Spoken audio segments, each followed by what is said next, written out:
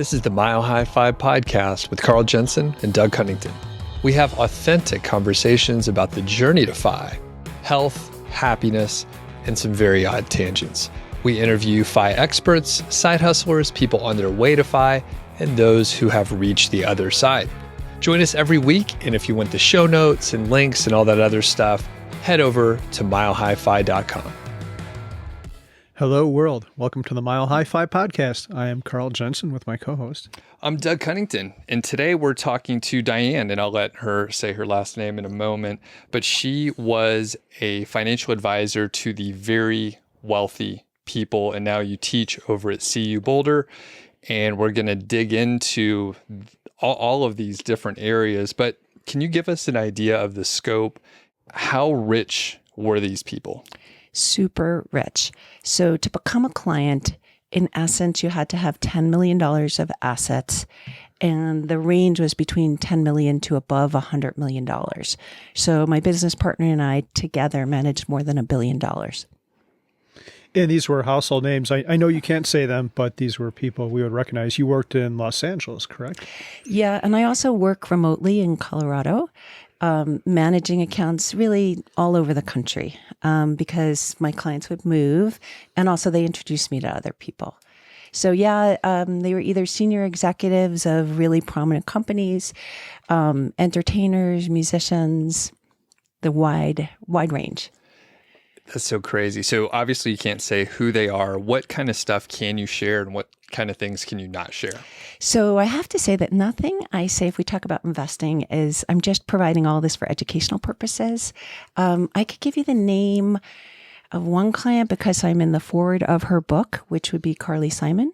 But other than that, I have to protect the name and privacy of my clients. Very cool. So how did you start getting these folks as clients, and how did you meet them, and did you get to meet them personally and stuff like that? Yeah. I mean, when you talk about money, it's a very personal thing. So I had really great relationships. So I met almost all of my clients with the exception of one in person. And on a regular basis. How did I get them? To begin with, literally cold calling. Like I didn't have any great connections. And what I tried to do, I work in a commodity business, right? You can buy the same investment products anywhere. So what I tried to do is differentiate myself along with my partner, providing real value. And so once you do that, and we combine together investment advice, estate planning advice, and tax advice. And if you listen really carefully to someone, we were able to build an amazing business.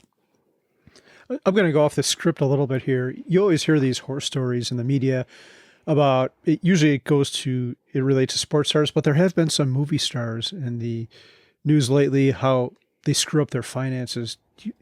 And I'm always curious about that. I suspect part of it is that's just not something they learn about. And with that said, I don't think most of us don't know about money, but they're probably so focused on their career or whatever. I don't know. I'm not even sure where I'm going with this question, but do you think they are less educated? And maybe with that, they're more prone to have people take advantage of this big moving target. And if they don't have the knowledge, then they're especially ripe to be screwed over by someone. So I think you hit on all the main issues, right? No one is really educated. Very, very few people are educated in money. Like it's a taboo subject, which is crazy. There is an episode on ESPN 30/30 called Broke, which is worth watching because it's about all these amazing sports stars and famous people who went broke. And because they weren't given the right skills. Rich people have the same problems that you and I do, right? They don't know how to control consumption, for example. It's just the number of zeros after their name changes, right? So the scale changes, but the issues that you and I face are the same.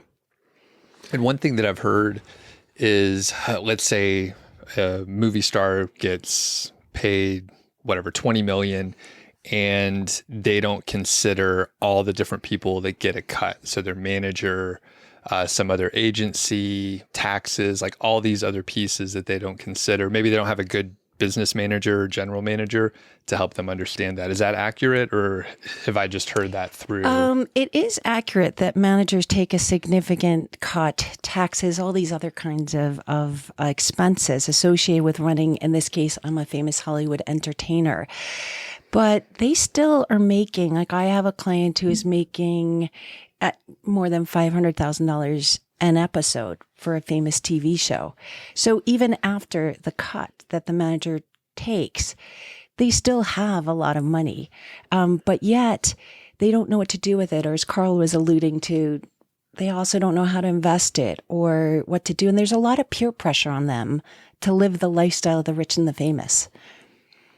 Have either of you ever listened to the Freakonomics podcast? Mm-hmm. I love that one. Yeah, it's great. I was listening to it yesterday, and there was an episode about NFL long snappers. And all an NFL long snapper does is grab the ball and throw it to the person who, either the punter or the person who sets it up for the kicker. And that's all they do. And I think the best one ever was Patrick Manley, who did it for 16 years and always did it correct. He never screwed it up. And it's kind of, if you don't know, if you're a good long snapper, no one will ever hear your name because you're just out there doing your job and it's not glamorous. But they were interviewing one guy on there and he was like, yeah, as a long snapper, we don't make that much money. I'll probably make about 1.2 million over the course of my career. And if I'm lucky, I want to be able to do this for like 16 or 17 years. I want to beat the record. And that actually, he said, cracked me up. He said, with that amount of money, I think I'll be able to live for at least a little bit without having to get a job. And in my mind, I'm like, shit, that's like $20 million. Like, you need to have Diane or someone else manage your money if you can't figure out how to make that work for the rest of your life. But with that said, there's probably other pressures too. I was thinking of the lowly long snapper who makes 1.2 million versus the quarterback making 40 million. And maybe that guy feels the need to drive the same car and live the same life and has that pressure. I have no idea what's going on with that guy's mind. I'm just speculating here. Yeah, but that happens not only in sports, but almost every industry, almost every person.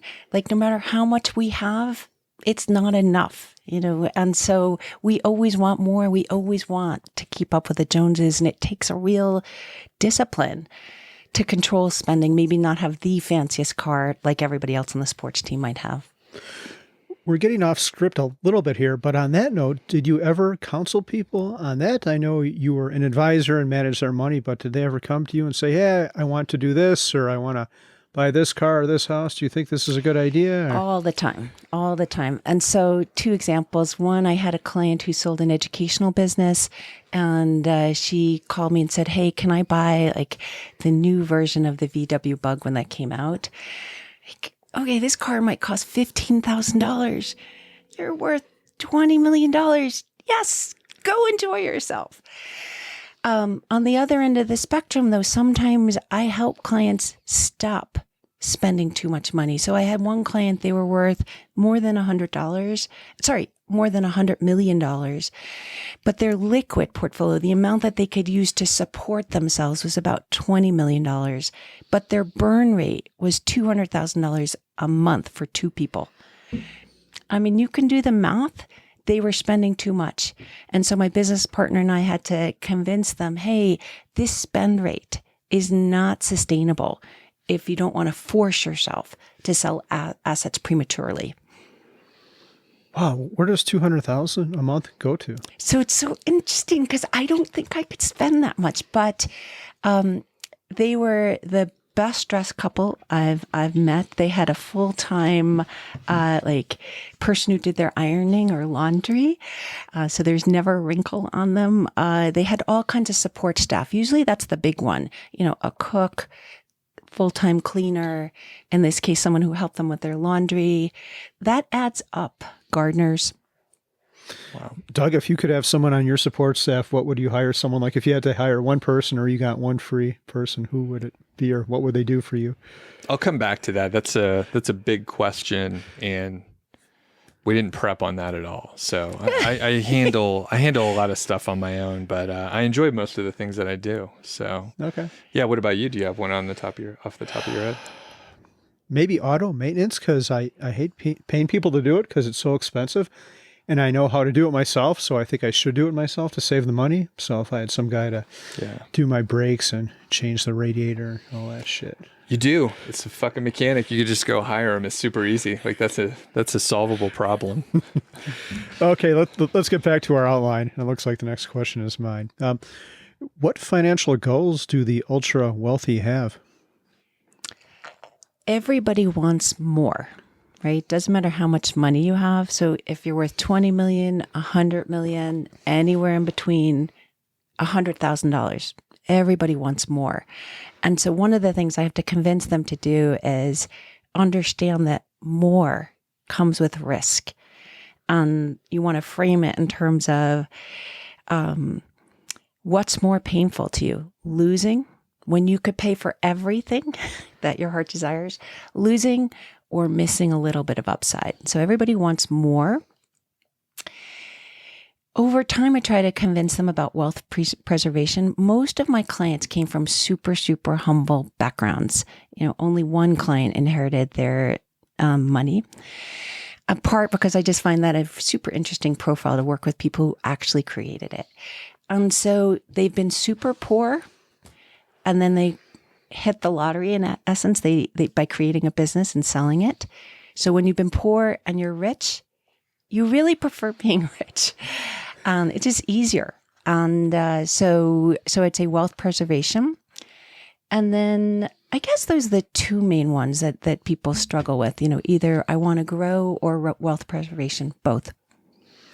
Okay, so a follow-up. I think most of the people in the fire crowd are probably, I don't want to sound like a judgmental asshole, but maybe a little bit better adjusted because it took us longer to earn the money and maybe we appreciate it a little bit more, but I don't know. What would you say to someone who came into a bunch of money? Because I suspect, I read Matthew McConaughey's book, and it seems like he was just this kid running around in college, and then he got these parts, and it happened very quickly. He went from zero to hero overnight, and I'm sure a lot of these stars have to grind it out for a long time too.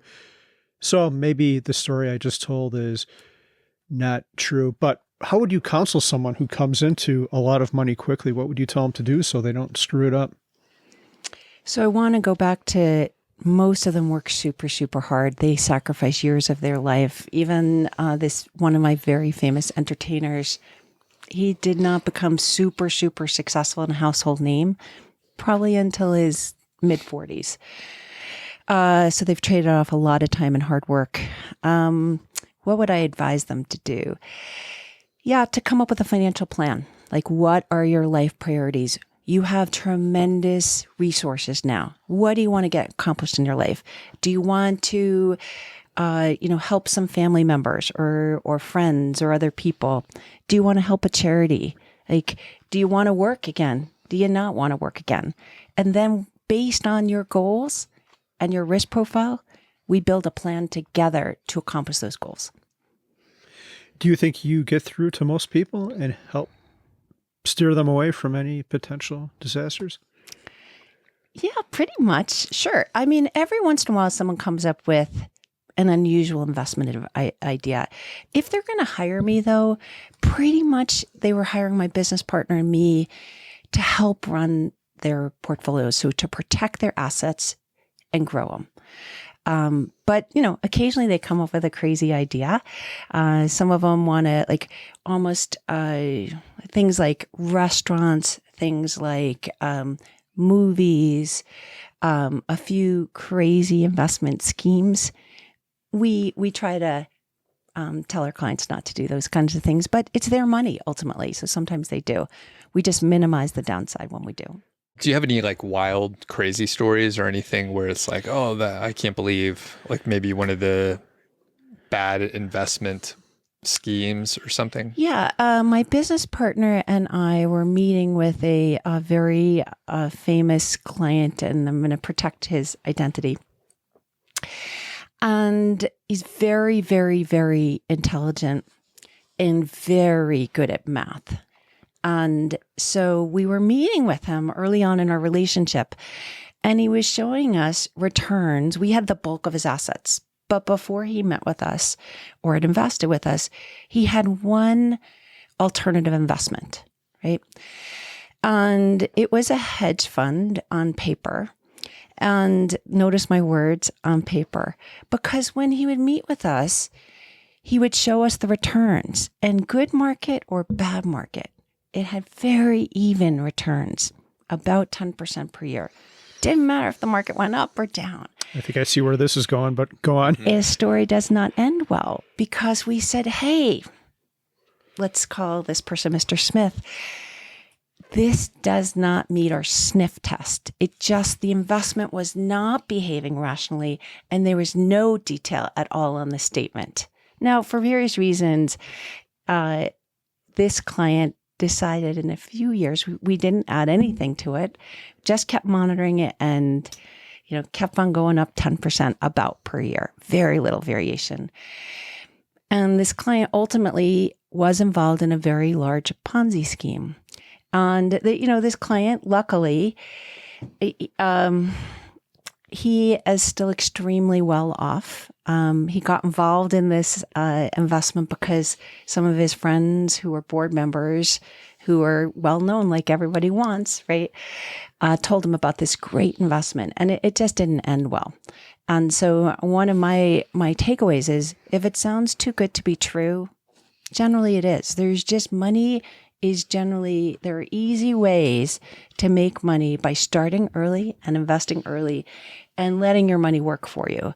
But if it's a get rich quick scheme, or if it's behaving in a way that doesn't seem perfectly rational, usually it's not a real product. Was that Bernie Madoff then, or do you not want to comment on that? So this was not Bernie Madoff, but I did have another client who came to me after losing money with Madoff. So, yeah, isn't it interesting, the lies we'll tell ourselves when it comes to greed, right? You don't want to believe there's anything nefarious going on because you're getting rich from it. And I think we see a little bit of that, and it's not an outright scam, but with some of this crypto stuff, you see these people online, this coin's going to be whatever, and okay, you can tell yourself whatever you want, but there's a good chance this doesn't end well for you.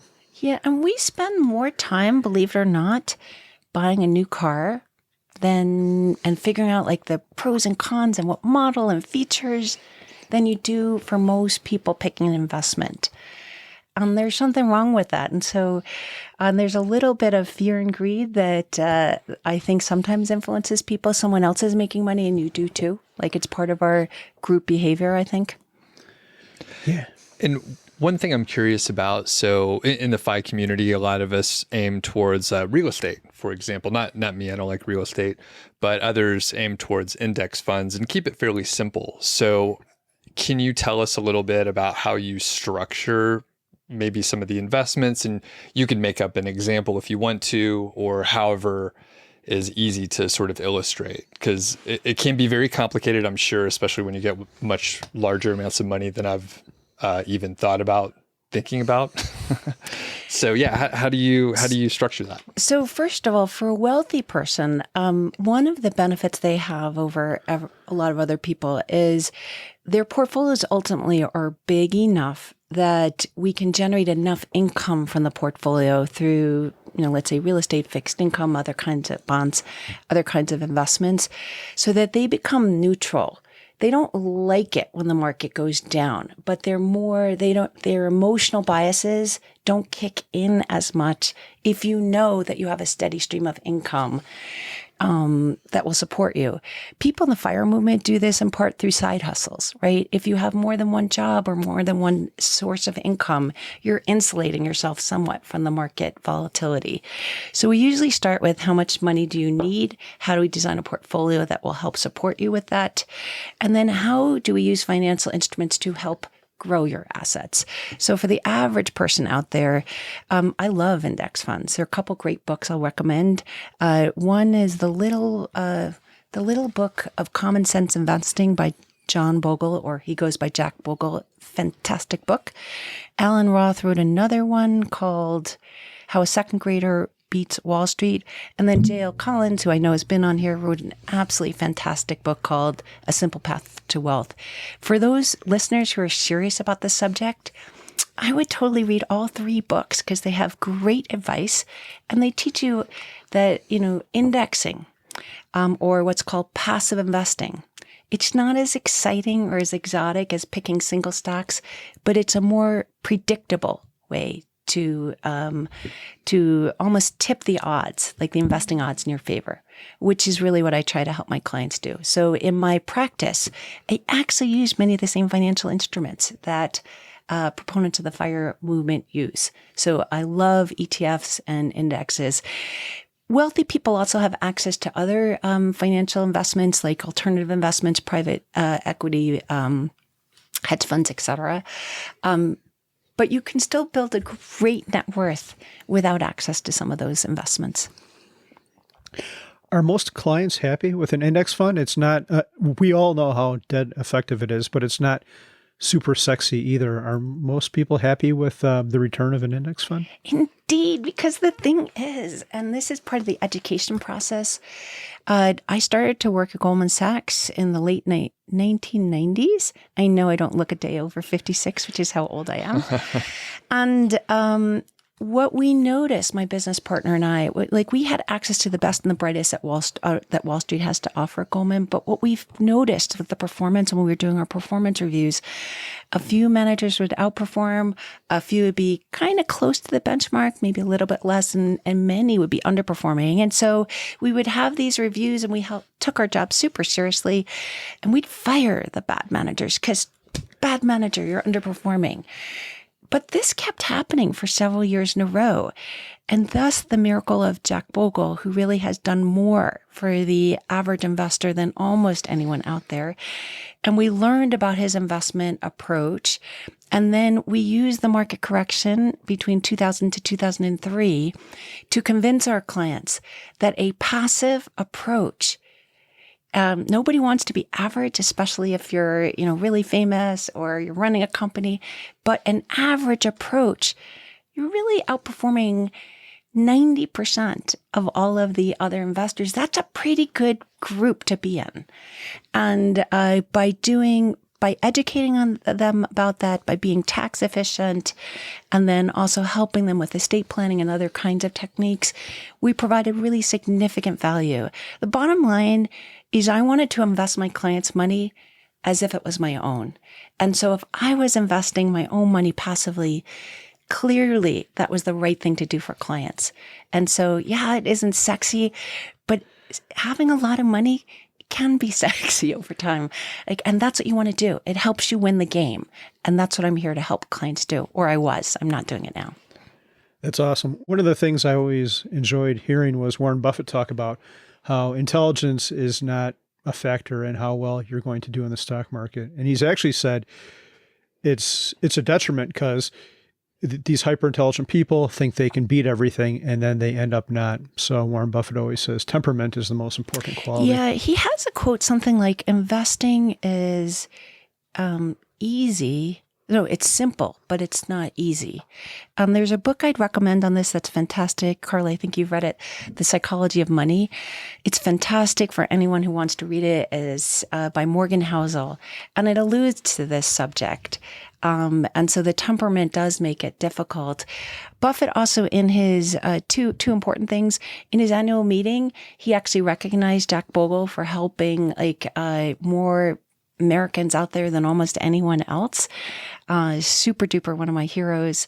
And then the bulk of his estate is going to be what he's not giving away to charity, which is actually the bulk of it, but for his heirs and his wife, he has given instructions in his will that 90% of it should be in a passive S&P 500 index or something like that, some kind of passive index.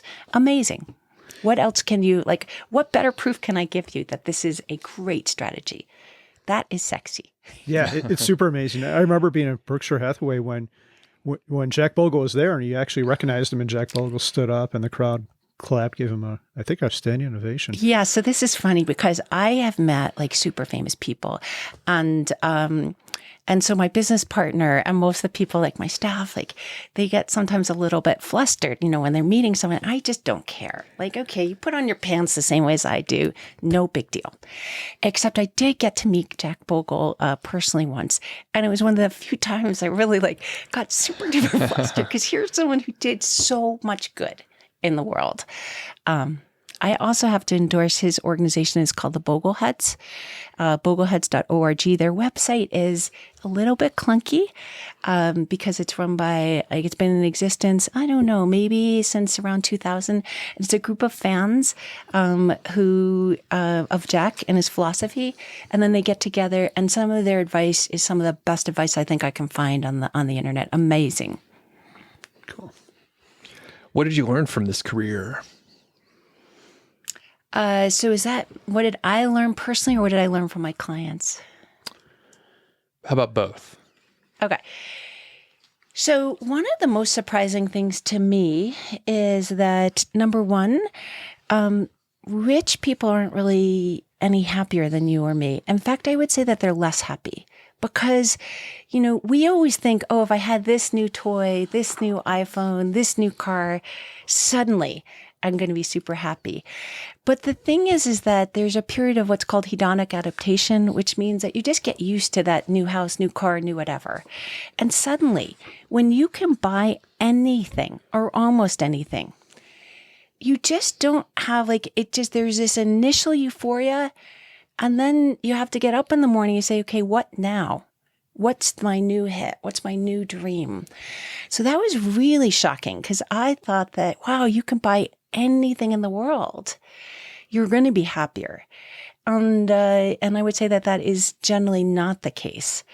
I'd say what makes people happy are a sense of purpose and human connection. And so when I've had clients sell a business, and this has been a child, a baby of theirs, there's a period of euphoria, and then they have to try to reinvent themselves and find something else. And sometimes their success comes at huge costs. Sometimes because they've worked so hard, they've sacrificed some of the human relationships. And some of my clients, not all, are a little lonely. We're all jealous. Everyone wants something that someone else has. So, I have one client, and their house was one of the most beautiful houses I've ever been to. When I first visited this family, their gym alone, it was on Pebble Beach, and their gym alone was, let's say, 4,000 square feet. They're its own building. And I was living with my husband and 2 children in a 1,350 square foot townhouse in LA.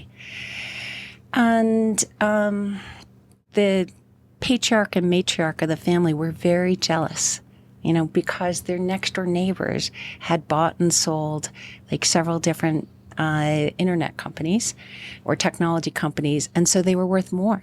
Now, this family was worth a lot. So I was just surprised. I was like, wow, no matter what we have, it's part of the human condition. We always want more. Lonely. Some of my clients are lonely. So I went to a different family. Both the patriarch and the matriarch of the family ultimately passed away. They were entrepreneurs and super successful people. And I was one of 10 people invited, my business partner and I, to the funeral. Gosh, I just that broke my heart because this family would not be one of the top 10 people in my life. And so one of the ways we get around that is by helping clients find a sense of meaning and purpose after they either sell their business or decide to stop working as an entertainer. And one of the ways you could do that is, for me, teaching. Right? And helping people. That's just an example of what anyone could do, and helping the next generation. Another way is giving away charitably, right? My husband and I support a lot of different charities because we have been so lucky and so fortunate. So I can't help but recommend another book. You could tell I'm a nerd. Will McCaskill wrote a book. It's not The Life You Can Save. That's Peter Singer. Hang on. Doing Good Better, which I actually think Pete recommended as well. Gosh, it just is so powerful to realize the good you can do to either help people or sometimes people you don't know as well, who weren't given all the amazing things we have been given in life. So, isn't that crazy? Someone on Pebble Beach jealous of their next door neighbors because they had an extra who knows what, but you're living on Pebble Beach. You're the 1% of the 1% of the 1%. That house was just amazing. And we would go visit with this one client. And really, they would come in with it was like the game of Clue, right? Where someone comes in at not all wealthy people live like this, but with like this sterling silver, cart with fancy china and stuff like that.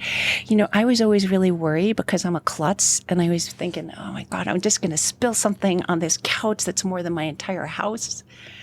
And we would visit this family, I think sometimes just for companionship, right? They were lonely. Isn't that sad? I've got a couple things to follow up with this. And one of the things I admire about you, Diane, is your relationship with your children. I think I talked to you once when COVID was going on and maybe a different time before that, and you were so happy. I think one of your children had come home from college, maybe. I know, what a gift it was. I'm sorry about COVID, but wow, I got another 5 months with my son. Priceless. Yeah, and you were talking, another time you told me about how you talk on the phone, I think almost every day with, I don't know if it's the same child or the other one, or maybe it's both, but very frequently it's clear that you have a very solid and good relationship with your kids, like top 1%. You're a 1%er as far as relationships, and what's more important than that? I am just the luckiest person. And really, this is really the trade-off that some of my clients faced, where they put so much time and energy. You have to decide what's important, what gives you meaning. And sometimes in the cost of becoming so wealthy or so famous comes at the expense of either your marriage, your relationship with your children, or other relationships. So my kids and my husband, gosh, I actually do talk to my kids, both of them. I'm trying to let them grow up, so I don't really initiate most of the calls. But what a gift! When you guys, I'm older than you, probably older than almost all your listeners. And as you get older, you start to realize that time is one of your most important assets, and it's a diminishing asset. And so time with my children is just magical. It doesn't mean that we don't have fights or anything, but that is part of the legacy that my husband and I will leave. And they're just amazing people. And as they both go to the same college now, and shout out to Lauren and David. I love you guys with all my heart. But when I sometimes hear like my son giving my daughter advice or vice versa, you just feel like, okay, I don't want to die tomorrow, but if I did, like I've gotten something good done with my life. So there's one more thing I want to say before we close up this part of the interview, and that is I spoke to your class, which I do. We'll get into Diane's secondary career as a teacher, if you call that a career. But I remember one of the students asked me, he's like, yeah, I've heard more money causes more problems. Is this true? And I thought it was a pretty great question. And my answer to that would be, well, it depends. If you let it cause more problems, if you let it complicate your life, it definitely will. And it's not just about you mentioned the hedonic adaptation, about buying stuff and then getting bored of it, or it doesn't mean stuff to you anymore. It's, if you've got 5 houses, you got to take care of all that. And that's mental bandwidth. Now you have to spend your time either managing these properties or managing people. And you could be spending your valuable time doing other things. So I don't know. I think no matter how much money I personally had, I would probably always manage myself, and I wouldn't get crazy. Although who knows, if I get $100 million, I might just the thing is that who knows? We don't really know because we don't have like the same resources, and sometimes like things change. Life is unpredictable. But I would say generally, I completely agree with what you said. That money brings a lot more responsibility. Like, so let's just say you don't want to buy things. Well, then and you don't want to give it away to your, family. So then you have a responsibility. What are you going to do with it? Do you want to give it charitably? Wonderful. How do you give it charitably? What's the best way? What are the best organizations? How do I wrap my arms around that? Also, sometimes when you get wealthy and people know it, like our clients, my business partner and I, like their names were often household names. So then, like your friends and family, sometimes, you want to help them, but it becomes a lot of pressure on the donor. Like, okay, how much is enough and how much is too much, right? And you feel bad, like you want to help people, but you also don't want to be in a situation where you're constantly being asked to help different either organizations, friends, family, and then possessions like houses. My husband and I this year bought a vacation home, which we're using to rent out Airbnb. So it's partly an investment. It does add a layer of complexity. It adds a lot of joy, but a lot of the things we have also add complexity. I have a couple follow-ups to hit, threads that have basically been through many of the answers. So you talked about people having a purpose, and sometimes you try to guide them to a purpose, maybe especially after they maybe sold a business and now they have a big void in their time and in their life. How do you bring that up in, you're a financial advisor, so that's more life advice. So how do you bring that up? And maybe you can tell us about a time that worked out pretty well, or maybe sometimes people don't want to hear that. Everybody wants to hear it. And so we all have the same problems. Like, why am I here? What am I trying to get done with my life? And as you get to be my age, what am I going to leave behind? And so it's very easy to have those conversations because money is like such a personal thing. So you learn about all of the good in people's families, all the pressures and all the bad. And I think the more careful you are about listening, the better the financial advice. Most personal goals cost money. And so if I understand what's truly important, if I can really listen carefully, I can really provide hopefully life-changing value. So that might be a host of different things. Like if you want to work, what kinds of things are you interested in? What kinds of things are you passionate about? And then what would be the steps that you can take? I'm not a career coach, so that's not what I'm trying to do. But you generally having a lot of money means you have a lot of resources to accomplish amazing good in this world. And you probably have a lot of talents. Like, how can you share that? What else can you do with your life? And that ultimately, more than the money, is what people care about. So just a quick funny story with this. My business partner and I, we were working at Goldman Sachs, and Maryland hired us away. And one of the things they said to us was, hey, you're going to bring your clients and you could name your own team. You could have your own brand. And we are very low profile people. So we're like, name our own team. Like, what are we going to call it? So one of the two of us came up with the name Chameleon Advisors. We'll be whoever you want us to be. Why? Because each person is different. Each goal is different. So I don't talk about everything. The conversations I have with each of my clients isn't the same. It's based on what's important to you, the end client. So it was easy for us. Ultimately, we felt to get business because we really cared. We were trying to do a good job. We listened. Okay, why don't you tell us what you're working on? And I know you've got a couple different projects, a website, and a potential speaking career. Yeah, well, so I spent the bulk of my career making rich people richer. And I had this epiphany that my friends, my family members, I started to teach at CU just for fun to begin with, and the other professors, people, even if they're really, really intelligent, don't know the first thing about how to manage their own money. And so I reinvented myself and decided to spend the remainder of my career helping people. Like my job now, my purpose is to make finance simple, easy to understand, and easy to implement. So I started a website, MHFi, and that really came as a result of my teaching. My students learn a lot with me in 16 weeks, but I can't teach you everything I know in 16 weeks. And so what I'm trying to do is give them trustworthy advice, either before, during, after my class, or really anyone, right?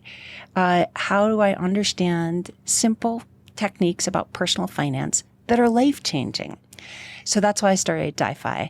And then I love doing speaking engagements. So I recently gave a speech to a group of retinal surgeons. And, here are super, super, super smart people, great credentials, who, again, have the same problems as you and I do, right? What do I do with my money? I know how to make it now in their case. how do I think about it? Like, how do I set up my retirement? What kind of investments do I pick? How do I manage risk? How much insurance do I need? All kinds of things. What's the investment of today, etc. Okay. Back to the website. Is that difi.com? Yeah, it's going to be DiFi Inc. because difi.com was taken. It's always that way. What is difi.com? So it's either a lot of people call me Di instead of Diane, and Fi for either financial independence or finance. So difi.inc will be your website. Yes. When do you plan on launching? This week. Okay, so it'll be up by the time this episode airs. Yeah. Awesome. And if people want to hire you to give a talk, should they contact you through there? What's the best way? It's right. Again, right. Link on the website. And also my main purpose is really to level the playing field, to provide the same advice I used to wealthy people, for people to implement on their own. And so the vast majority of the resources on the website, except if you want me to do a speaking engagement, are for free because I want to help as many people as I can.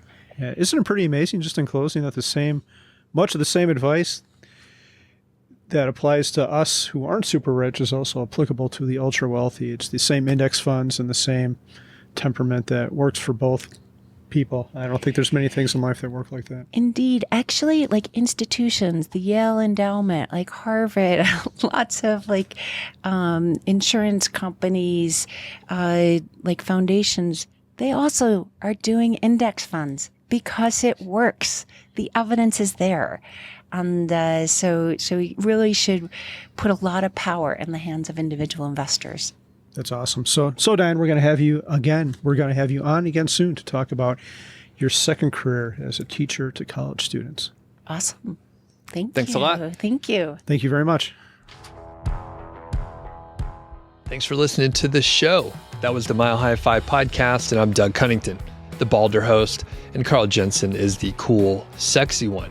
If you dig the show, please do 3 things for us. Number 1, tell a friend, a family member, an enemy about the show. We really don't care who you tell. Maybe forward them a specific show that you know that they will like. It's the single most helpful thing that you can do to spread the word. It's like giving us a virtual high five, and actually we don't give high fives in person, so the virtual kind's pretty good. And more importantly, your friend or family member or even your enemy will appreciate the fact that you were thinking of them.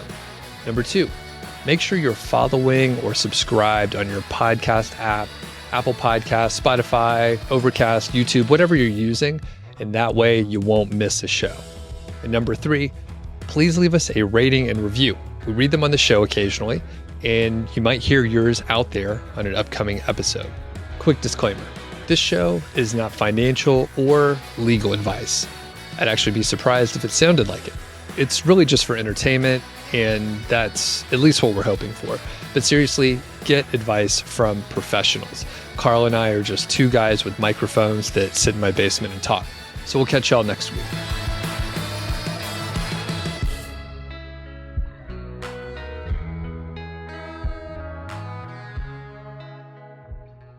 All right, Diane, is there anything that you're looking forward to now that we've hit a couple days of warm weather? Oh my goodness, it is gorgeous outside, so I can't help but be in a good mood. Hiking, biking, anything outside. I bloom in this kind of weather. I love it. Crave it. Yeah, and it feels so good because it's been so cold here. So I'm trying to walk. I packed on a couple extra pounds over the holidays. So Doesn't look like it. Doug lives 3.1 miles away from me, so I actually got dropped off because we had to drop the kid off at school today. But today I'm going to walk home and I'm going to take the long way, take the bike route. So hopefully a 5-mile walk. How about you, Doug? Yeah, just getting outside in general, and it is a lot more pleasant. And I mean, for people that don't know, and we're going to publish this sometime in the future, so it could be cold again by the time we publish this, but it was, in the single digits for several days in a row and more snow. So it was kind of, you didn't want to go outside much. And we have a driveway that's 150 feet, and my husband chose to a good thing to help take care of his mother who has Alzheimer's, which is wonderful. I got stuck with a shovel. Oh, wow. It's very cold. I've been to your house, so you don't have I admire that you have a shovel, no snowblower? Or? So my husband, I'm not the most coordinated person. And so my husband's like, no, don't use a snowblower because he's afraid I'll hurt myself. But man, my back was killing me. You could tell that I am from New York and not Colorado because I should have screened out that driveway. That is a big driveway. Did you laugh after that and say, "I was just kidding, Diane. You should have totally used a snowblower"? Yeah, I just said, "Hey, hon, maybe not go away when it's so cold out." Yeah, that's huge. We have a tiny little driveway, and the snow in the last week was the very fine powdery stuff, so it would almost blow away. Yeah. All right.